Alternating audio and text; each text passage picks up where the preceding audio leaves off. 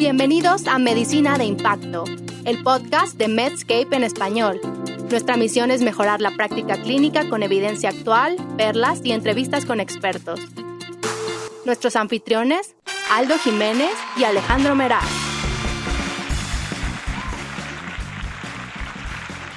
Hola, bienvenidos una vez más a nuestro programa Medicina de Impacto por Medscape en español. Yo soy Aldo Jiménez. Yo soy Alejandro Meraz. Y hoy no tenemos ningún invitado en especial porque es un tema de nefrología en donde, pues, como ustedes recordarán, el doctor Meraz y su servilleta somos nefrólogos y es una actualización sobre el manejo de la enfermedad renal crónica en julio del año 2023. Pero antes de entrar al tema, pues vamos a charlar sobre otras cosas más ambiguas, ¿no, Meraz? Pues ya se la sabe, ¿no? Primero platicamos un poquito de cosas que nos gustan y luego vamos a entrar de lleno a este tema. Obviamente no vamos a adentrarnos mucho punto por punto y en las minucias del manejo de enfermedad renal crónica, que eso cada pequeñito detalle nos daría para un podcast, sino vamos a hacer un panorama en general a propósito de la actualización de las guías KDIGO 2023, que está en revisión, no se han publicado, pero bueno, creo que se van a quedar como están. Y de recomendaciones de la semana, mi estimado Aldo, ¿tienes alguna cosa que te haya llamado la atención últimamente? Pues Disney nos volvió a sorprender con otra serie Star Wars. Esperaba que no me desilusionara, apenas lleva 3 episodios, yo he visto un par de ellos, que es la serie de Ahsoka, ¿no? Esta serie que sigue a The Mandalorian y otras que hemos comentado ya aquí en el programa, y creo que en lo poco que llevamos, por lo menos por la parte de acción y de situaciones visuales, y la historia sí comienza a entretener. Sí, yo también los vi y sí me ha gustado. Y sobre todo si tienen chance, vale mucho la pena ver antes la de Rebels o Rebeldes. Creo que Ahsoka es como un poco la continuación muy directa de esa serie, que es una serie animada, y también un poquito de Mandalorian, pero de que hay muchas referencias a esta serie previa, las hay. Entonces, no es necesario, pero creo que sí enriquece la situación porque entiendes más cosas, entiendes quién era, de dónde viene, entiendes quién es ese tal Ezra que están mencione y mencione, Sabine, todo eso. Entonces sí vale la pena, pero si no, échensela así y no los va a defraudar. Y yo fíjate que vi ahora últimamente, he hecho muchas cosas, visto muchas cosas en estas vacaciones que nos tomamos. Una disculpita si estaban esperando los episodios, pero bueno, ya estamos de regreso.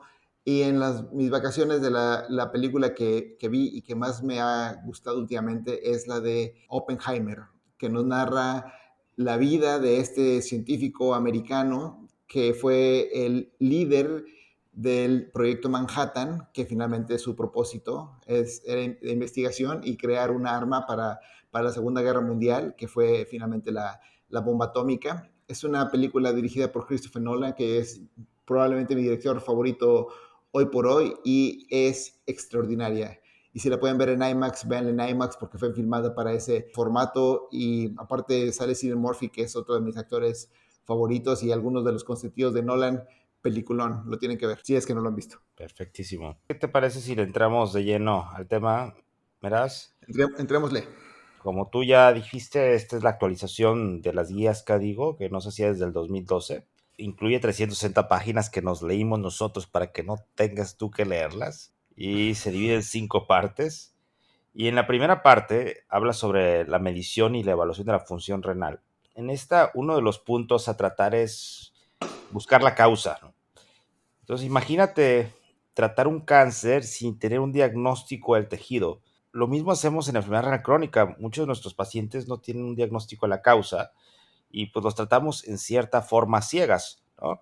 Aunque sabemos que va a haber pacientes con causa desconocida, pero bueno, debemos hacer el esfuerzo de buscar la etiología, haciendo una exploración física, revisando la lista de medicamentos nefrotóxicos de nuestros pacientes, buscando anormalidades de la vía urinaria, su historia familiar, su historia personal, patológica, su historia social y ambiental, y obviamente apoyando de estudios de laboratorio, gabinete y hasta incluyendo la biopsia renal, ¿no? Eso es uno de los puntos donde hace hincapié estas nuevas guías y bueno, ya venían desde las guías anteriores.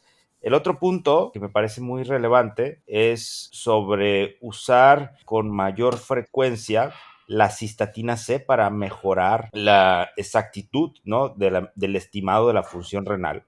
Entonces, en situaciones donde la creatinina nos pueda fallar como marcador, ¿no? Donde el músculo se ve alterado sobre todo, es importante añadir la cistatina C, ¿no? A la fórmula. Hay una fórmula que es CKD-EPIC, creatinina y cistatina C, y esta, fíjate que nos ayuda a reclasificar a los pacientes. En la mayoría de los pacientes, en un 40% los clasifica en un mejor estadio y en la minoría, en un 20% de los pacientes los clasifica en un peor estadio, ¿no? Entonces son uno de los puntos meras que se me hicieron interesantes en las guías en este punto. Sí, totalmente de acuerdo. A mí me gusta mucho que ya estén incluyendo que usemos esta combinación siempre que nos quede un poquito la duda o en situaciones donde no se puedan donde la creatinina solamente no sea tan fiable. Y en las guías viene una lista como de 20 condiciones en las que la creatinina no es tan confiable. Y ellos dicen que hay que utilizar la que es combinada porque pues la cistatina C tampoco es perfecta, pero cuando las utilizas al mismo tiempo, como que las desventajas de una son mejoradas por las ventajas de la otra. Entonces, es bueno utilizar las dos. En cuanto a clasificación, la clasificación pues se queda igual. Ya saben que nosotros para clasificar la enfermedad renal utilizamos la tasa de filtrado glomerular estimada, que vamos a utilizar una de estas fórmulas, y igual la clasificamos en 5 grados dependiendo de la tasa de filtrado glomerular y en 3 niveles de albuminuria. Entonces, esto es un continuo y la tasa de eventos adversos pues va aumentando progresivamente conforme la tasa de filtrado glomerular va disminuyendo y conforme la albuminuria va aumentando. Y estos cortes pues solo nos ayudan a nosotros como tener un mapa mental para, para poderlo ver de forma fácil, pero es un continuo. Entre más te baje la tasa de filtrado glomerular y entre más te aumenta la albuminuria, los desenlaces son peores, sobre todo llegar a diálisis, EBC y muerte, obviamente. El segundo punto que tocan las guías es de la progresión de la enfermedad renal. Y bueno, para esto, pues lo que nos sirve mucho, que ya hasta ahorita le estaba hablando como de este mapa, donde que podemos hacer es un mapa que tiene por un lado la tasa de filtrado glomerular y por otro la albuminuria, y entre más bajes tu tasa de filtrado y más alta tengas la albuminuria, pues entonces vas a tener más riesgo de eventos adversos, llegar a diálisis, muerte, etcétera, los que ya comentamos. Entonces, tú tienes a tu paciente, tú lo conoces bien, sabes la trayectoria que ha tenido este paciente, más sus comorbilidades, y puedes darte una idea de qué tan urgente es que se haga algo al respecto. Y lo que ahora nosotros hemos estado haciendo para predecir un poquito mejor, se publicaron, no me acuerdo específicamente en qué año, pero uno de mis mentores, por así decirlo, que es el doctor Tangri, que está aquí en Winnipeg, él publicó junto con su equipo una fórmula que se llama KFR o Kidney Failure Risk Equation, y con poquitas variables, y esta fórmula ya está en todos lados, ustedes pueden predecir la progresión de la enfermedad renal de un paciente, y esto es importante porque nos puede permitir tomar decisiones. Por ejemplo, si esta ecuación te da un riesgo de llegar a diálisis a 5 años de 3 a 5%, es ahí cuando tú tienes que ya estar refiriendo al paciente al nefrólogo. Y eso es como una cosa muy objetiva. Esto en Canadá ya se usa para las referencias casi en el 100% de los casos cuando quieren que veamos un paciente por enfermedad renal crónica.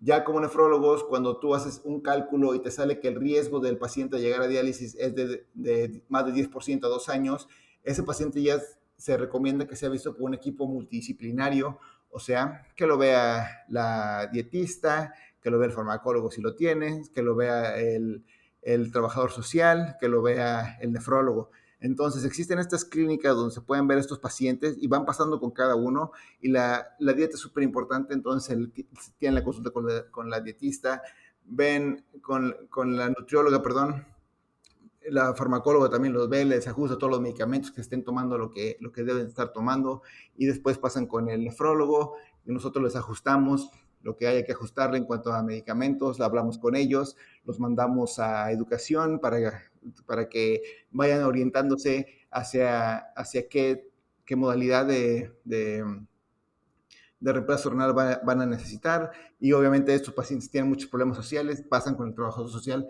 entonces para esto sirve también. Y por último, cuando nosotros vemos que en 2 años su riesgo es de más de 40%, entonces a esos pacientes ya los tenemos que estar preparando para diálisis, ya sea con un catéter tunelizado o con una construcción de fístula o con un catéter para diálisis peritoneal, y referirlos también a trasplante y empezarles su abordaje. Entonces, hacen hincapié en el uso de estas fórmulas.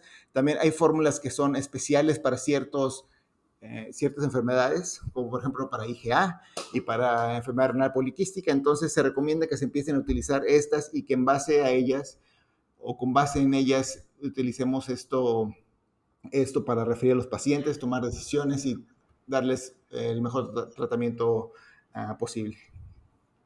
Sí, recuerdo un estudio en donde a pacientes con enfermedad renal crónica de grado 3 a grado 5 eh, se les pregunta al paciente si en 2 años esperaba estar o no con una enfermedad renal crónica terminal. Se le preguntaba al nefrólogo o se aplicaba la fórmula.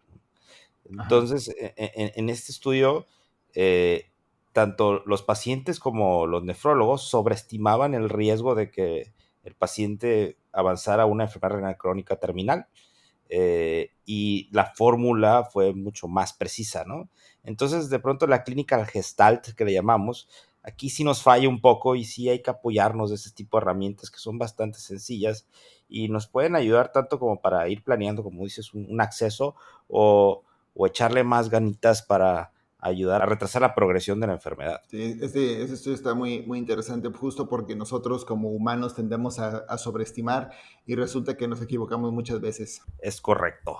En la tercera parte de las guías, que es la parte más álgida, ¿no? Que es sobre justo retrasar la progresión de la enfermedad renal crónica y manejo de las complicaciones. Esta es la parte donde más hubo actualizaciones en estas nuevas guías de CADIGO 2023. Empezamos con la dieta, ¿no? Sobre la dieta sí se recomienda una dieta más basada en plantas comparada con basada en animales. Sigue recomendando disminuir el consumo de alimentos ultraprocesados, que sea valorado por nutriólogos certificados. Y creo que el punto más relevante es sobre las proteínas, ¿no? Actualmente en estas guías recomiendan una ingesta de proteínas de 0.8 gramos por kilogramo por día en pacientes con enfermedad renal crónica grado 3 a grado 5 y no restringir la ingesta proteica en pacientes con sarcopenia, caquexia u otras condiciones que nos resulten en desnutrición. Creo que el punto es no ser radical con la restricción de proteínas. Si vemos que dicen las guías anteriores, pues sí se han restringido en cifras de 0.6 gramos más o menos, y de pronto había algunas que hasta dietas muy bajas en proteínas con suplementos de cetoanálogos. Y me gustó mucho un editorial que publicaron en la revista Kidney 360 sobre eso, ¿no? Sobre la restricción de proteínas. Y hablan, pues, el Joel Topf, ¿no? El Kidney Boy famoso, escribe y dice que la comida buena es parte de los regocijos de la vida, ¿no?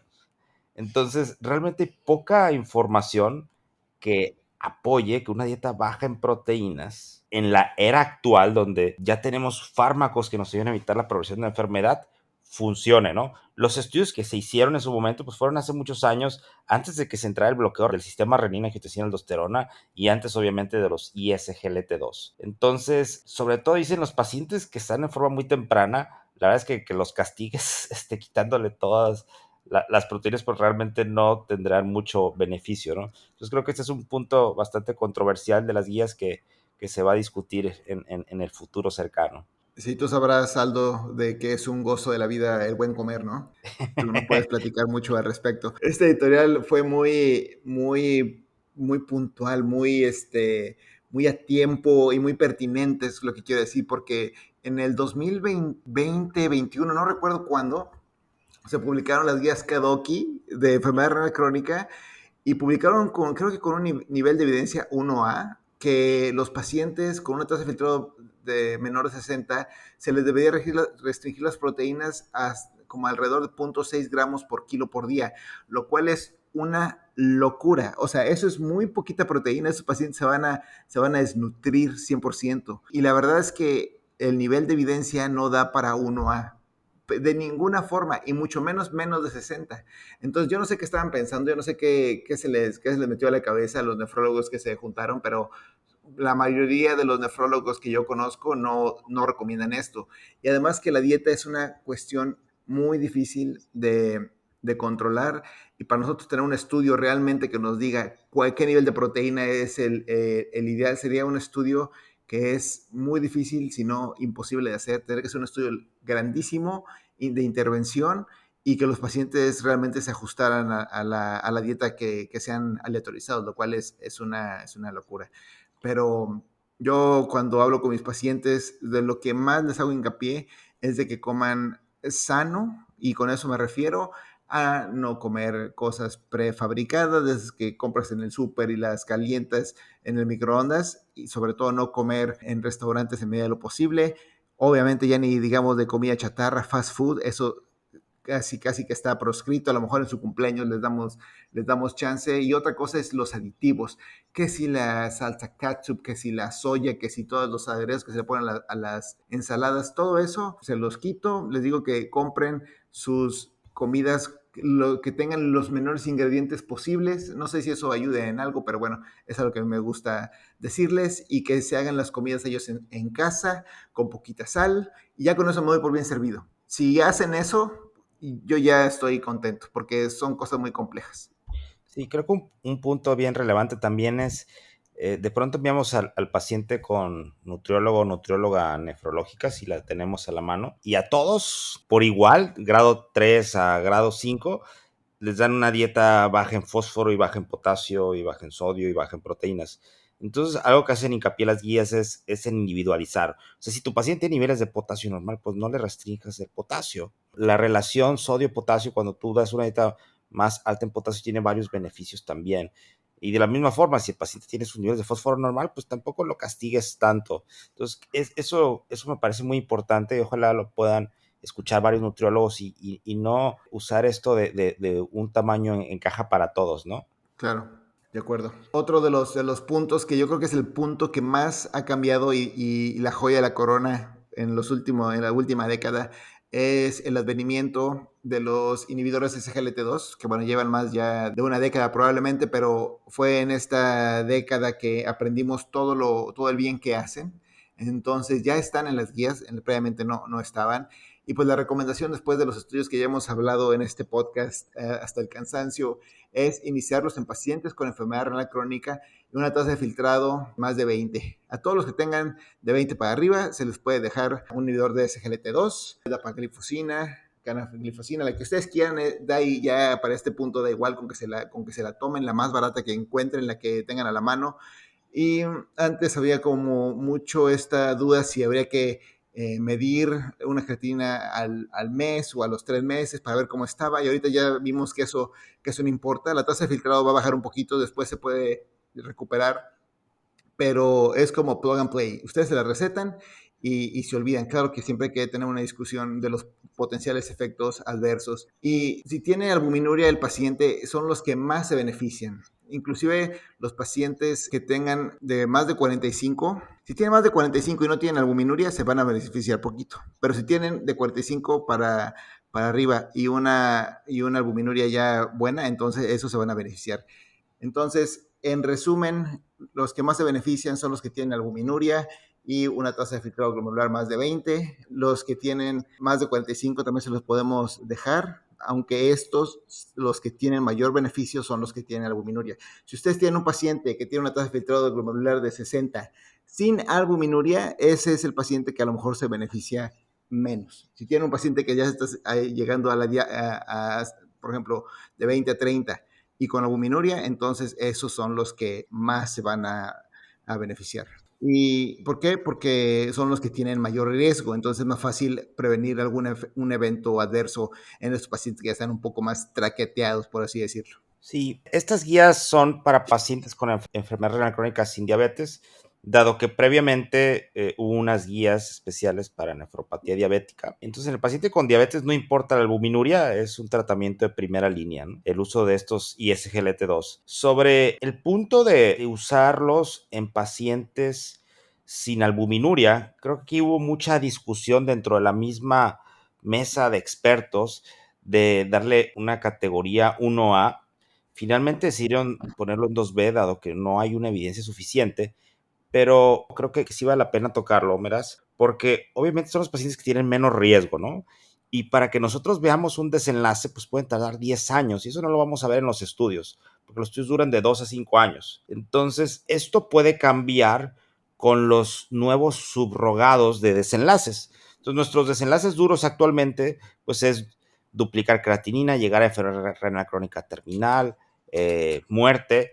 Entonces, el uso de subrogados como el slope famoso o la pendiente, que significa de cuánto cae la tasa de filtro glomerular en un tiempo determinado. En los análisis del estudio Impact Kidney se vio que el slope a 2 años sí hay beneficio en pacientes que tengan albuminuria menos de 200. Entonces, creo que en cuanto este subrogado, la FDA le dé el poder como tal, también va a entrar como una indicación de primera línea. Totalmente de acuerdo.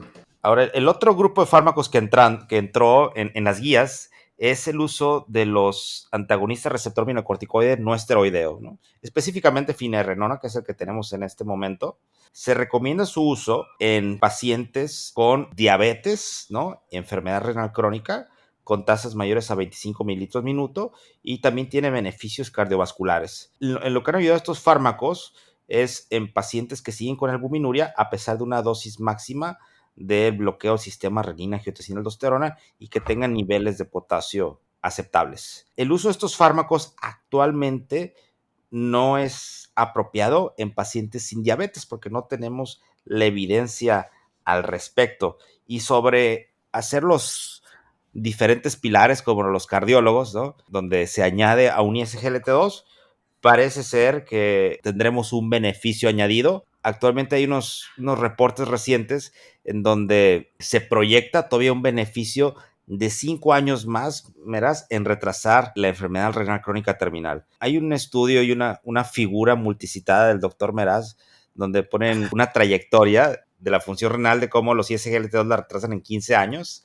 Entonces creo que vas a poderle añadir a esta otros 5 años más con estos fármacos. Es lo que voy a hacer. Y bueno, gracias Aldo por decir de mi figura, pero yo también quiero decir que me basé en una figura que Aldo hizo y que él se basó, creo, es mi conexión de los hechos, en una figura que publicó el doctor Vlado Perovic, que es uno de los investigadores de Credence, o el investigador principal. Entonces de ahí nos hemos basado, pero esta figura que yo me modifiqué al final ha sido muy famosilla, lo cual a mí me da mucho gusto, obviamente, pero quisiera darle crédito a todos los demás, porque si he visto más allá es porque me he parado en hombros de gigantes, como dijo Newton, ¿no? ¿Quién fue? No importa. Lo importante es que quedó chida.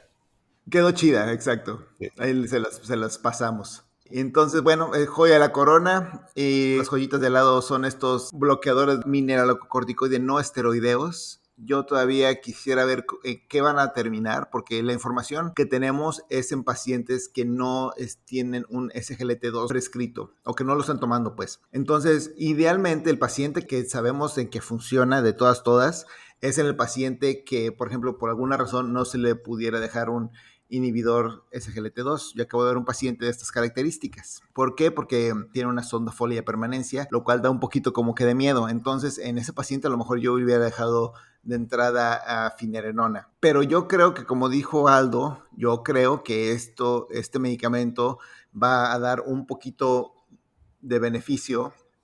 Digo un poquito porque ahorita fue estudiado en pacientes que no tenían SGLT2 y el beneficio fue muy bueno. Creo que van a seguir dando un beneficio, pero la magnitud de este beneficio va a ser menor que sin el uso de inhibidores SGLT2. O a lo mejor no, a lo mejor es un beneficio totalmente aditivo y pues qué mejor. Y la otra cosa que hay que tener mucho cuidado es con la hipercalemia. Sí dan más hipercalemia, no tan terrible que con espironolactona, por ejemplo. Y la otra cosa donde los SGLT2 también son beneficiosos es que estos medicamentos, los inhibidores SGLT2, se han asociado a unos niveles de potasio más bajos. Entonces, como que ahí van a ayudar un poquito. Entonces, cuando esté disponible, va a ser el otro pilar que hay que añadir a estos pacientes. Un bloqueador del sistema renina-angiotensina-aldosterona, después un inhibidor SGLT2, o al mismo tiempo inclusive, y después finerenona o los demás que se vengan. Y Aldo, tú no me dejarás mentir, cuando yo era residente y tú también, uno de los objetivos que perseguíamos para prevenir la progresión de enfermedad renal era el ácido úrico y tenerlo, a lo mejor no en un nivel normal, pero sí tratarlo cada vez que lo veíamos que subía poquito con allopurinol principalmente. Pero ahora ya sabemos, después de un estudio que se llama Pearl, sí que Difix el otro. Entonces, no se demostró un beneficio de tratar la hiperuricemia sintomática en estos pacientes y las guías ya no lo recomiendan, solo recomiendan tratarlo cuando la hiperuricemia sea sintomática, o sea, prácticamente en pacientes con gota, lo cual a mí me parece excelente. Nunca creí mucho en esto, en los estudios, como que algo no me cuadraba. Obviamente eso lo de feeling yo le atiné sin que yo hubiera tenido algún conocimiento extra al no estar prescribiendo alopurinol como loco, pero bueno, al menos ya me dio la vida, la razón en este sentido, lo cual me hace sentir muy bien. Y no sé, Aldo, tú cómo lo hacías y ahora cómo lo haces. Viene esto de estudios con alta plausibilidad biológica, ¿no? Y donde la fisiopatología parecía beneficiar si tenías el ácido úrico bajo, pero la verdad es que la evidencia es contundente con esos estudios, el Pearl, el FEDER y el CKD Fix, e inclusive los que abogaban, pues ya doblaron las manitas y están de acuerdo en que no hay evidencia para usarlo en pacientes con hiperuricemia asintomática para retrasar la progresión de la enfermedad renal crónica. Entonces, chicos, chicas, dejen de usarlos, no hay evidencia. Incluso yo me gusta suspenderlo si no veo que el paciente que a mi cargo haya tenido una historia clara de gota. Así es. El otro punto es el de la acidosis metabólica, ¿no? Aquí algo pasó similar. En las guías pasadas se recomendaba administrar bicarbonato en pacientes que tienen enfermedad renal crónica con bicarbonatos menores a 24. Y la verdad es que era algo que yo sí perseguía. O sea, mis pacientes, la mayoría recibían bicarbonato de sodio. Actualmente se hizo igual un metaanálisis que está publicado ahí en una revista Kidney International Report o algo por el estilo en 2021. Y cuando vemos la data en donde únicamente se incluye el bicarbonato comparado con placebo, la verdad es que no hay beneficio, Meras. Entonces, basado en la evidencia, las guías recomiendan pues, solamente usar medidas dietéticas y o farmacológicas cuando los niveles de bicarbonato bajan de 16, o sea, ya con una acidosis severa, ¿no? Eso y, bueno, todavía recomiendan estarlo monitorizando y que no tengamos efectos adversos en presión arterial, en los niveles de potasio o en sobrecarga de líquidos. La verdad es que a mí sí me sorprendió mucho esta nueva recomendación y sí cambió mi práctica, o va a cambiar mi práctica, perdón. Sí, fíjate, a mí también me sorprendió, pero no era una de las cosas que yo estaba como que muy encima de los pacientes que tomaron su bicarbonato porque ya eran demasiadas pastillas. Entonces era como que de todo lo demás, si tú me decías qué es lo que menos le echas ganitas con el paciente era a su bicarbonato. Entonces, pues esto a mí ya me da un poco más de tranquilidad y pues ya de plano solo recomendarlo a los pacientes que la dieta no les funcione, o sea, aquellos pacientes que de plano no puedan tener por su idiosincrasia, por sus creencias, por sus gustos y preferencias personales, una dieta que sea más basada en plantas, entonces a esos pacientes habría que prescribirles bicarbonato 1 gramo, 2 gramos al día, cuando el bicarbonato sérico esté menos de 15, no como antes, lo cual está muy bien, es menos carga de pastillas para los pacientes, pues una mejor adherencia para lo demás. Otra de las cosas que mencionaba estas guías era acerca de un manejo apropiado de las drogas en pacientes con enfermedad renal crónica. Acuérdense que los pacientes con enfermedad renal crónica no van a poder deshacerse de muchas de las drogas que normalmente utilizamos para tratar pacientes, ¿no? en general. Uno de los medicamentos que ahorita se me viene rápido a la cabeza es la gabapentina, que cuando pacientes tienen una enfermedad renal normal, pues las dosis son muy altas, pero con enfermedad renal crónica, sobre todo cuando ya la tasa de filtrado glomerular es menos de 15, son como de 100 miligramos al día. Entonces tenemos que estar al pendiente de que estos pacientes van a tomar un montón de medicamentos, casi todos tienen una polifarmacia, muchas veces bien indicada, pero debemos de tener mucho cuidado en qué les vamos a dar, y lo que vayamos a dar, ver si este medicamento en particular se debe de ajustar a su tasa de filtrado glomerular. ¿Qué utilizar para ver esto? Porque todas las drogas utilizan una depuración de creatinina que no es lo mismo, pero creo que está bien si utilizamos nuestra tasa de filtrado glomerular normal que calculamos con las fórmulas que ya dijimos. Eso lo recomiendan en las guías y creo que está bien. También recomiendan, no con un nivel alto de evidencia, los sick day rules, o que son estas reglas para cuando los pacientes estén enfermos. Y esto es que cuando los pacientes tengan una enfermedad que les pueda conllevar a una contracción de volumen, por ejemplo, diarrea importante, o que vayan a ser sometidos a alguna cirugía, es apropiado suspender los IECAs, suspender los inhibidores de SGLT2, algunos inclusive recomiendan suspender metformina, etcétera. Y esto es porque estos medicamentos, al final de cuentas, pues tienen alteraciones hemodinámicas renales que son beneficiosas para el paciente en un estado estable, pero en un evento agudo a lo mejor no lo son. Hay mucha controversia si esto debe de aplicarse a todos, pero bueno, por lo pronto esa es una recomendación que dan, no está basado en ninguna evidencia. Otras cosas es evitar el renalismo, sobre todo con estudios contrastados. Pacientes con enfermedad renal crónica, tengan la creatina que tengan, si necesitan el estudio, pues hay que hacérselo, sobre todo estudios contrastados que utilizan contraste yodado intravenoso e intraarterial. Eso si la tasa de filtrado glomerular es muy bajita, pues hay que tomar precauciones, pero hay que hacerlo de todos modos. Y en cuanto a gadolinio, solamente pacientes que tengan ya una tasa de filtrado glomerular abajo de 15 o que ya estén en diálisis, ahí lo que hay que siempre asegurarnos es que se utilice un gadolinio de este tipo 2, de estos que son más modernos, porque no se ha reportado un evento adverso relacionado a fibrosis nefrogénica con este tipo de contrastes. Entonces, lo que es más importante es que sea un estudio bien indicado en el paciente apropiado, y nada más. Y algo que me gustaría agregar, que no sé si lo mencionan, es el uso de AINES en pacientes con enfermedad renal crónica. No es que estén proscritos, pero tienen muchos eventos adversos. Las guías no están tan a favor de ellos, pero yo aquí de mi cuchara podría decir que si un paciente se le va un AINE por un periodo cortito, porque es lo que va a necesitar, por ejemplo, unos 3 días, 5 días máximo, no hay mayor problema. Si necesita más, entonces ya habría que utilizar otras cosas. Y los AINES se deben utilizar si el paracetamol, acetaminofén no es suficiente, ahí se le agrega un AINE, y después, si esto va a ser algo crónico, pues habría que pensar en un opioide. A mí me gustó que tuviera una postura sobre esto de los medios de contraste, ¿no? Que hemos tenido esta discusión sobre si la nefropatía por contraste inducida o asociada, y dicen las guías puntualmente que, bueno, con los medios de contrastes actuales el riesgo de una lesión renal aguda asociada a ellos está sobreestimado, ¿no? Entonces, me gustó que Cádigo dijera estamos en contra del renalismo. Claro. Y por último, bueno, el punto 5 de las guías es sobre estos modelos óptimos de cuidado, que la enfermedad renal crónica es una enfermedad compleja y que requiere un equipo multidisciplinario, donde requieres trabajo social, farmacéuticos, nutriólogos, los médicos de atención primaria, los nefrólogos, los especialistas en accesos vasculares, etcétera, ¿no? Entonces, solamente habla un poco al respecto, que creo que no hay mucho que discutir en relación a este último punto. Ojalá todos tuviéramos todo disponible, pero bueno, muchas veces tenemos que andar haciendo malabares. Lamentablemente en México y en otros países de Latinoamérica estoy seguro que es igual.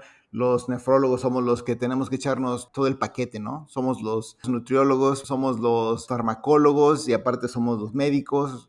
Y estas consultas por lo mismo pueden ser prolongadas y pueden ser exhaustivas. Tenemos que revisar un montón de cosas, que a lo que van con este punto de las 10 yo creo es que vale la pena hacer clínicas multidisciplinarias como las que ya se están construyendo para diabetes, algo similar pero enfocado a enfermedad renal, e inclusive si ya se están haciendo para diabetes, lo que se puede hacer es introducir al nefrólogo en esas clínicas para que se haga uso de esos recursos que ya existen y que el nefrólogo sea otro de los puntos a tocar. Y ya que lo veo, el endocrinólogo, el farmacista de los endocrinólogos, el nutriólogo de los endocrinólogos, ya que lo ve el nefrólogo va a ser algo muy, muy sencillo y se pueden ver muchísimos pacientes. Entonces yo creo que esa podría ser una solución a esta problemática. Totalmente de acuerdo. Muy bien, pues con esto culminamos con este episodio de actualizaciones en el manejo de la enfermedad renal crónica en relación a las nuevas guías KDIGO 2023. Ya solamente un último comentario, Aldo, es que estas guías están publicadas para ser revisadas por nefrólogos, bueno, y por quien quiera, yo creo. Entonces, puede que cambie alguna de estas cosas. Yo no creo que vaya a cambiar mucho, pero eso se lo digo como un asterisco al episodio. Perfecto. Bueno, muchísimas gracias. Esto fue Medicina de Impacto. No se olviden de suscribirse y calificarnos. Recuerden, el objetivo de este podcast es meramente educativo y no es equivalente a un consejo médico.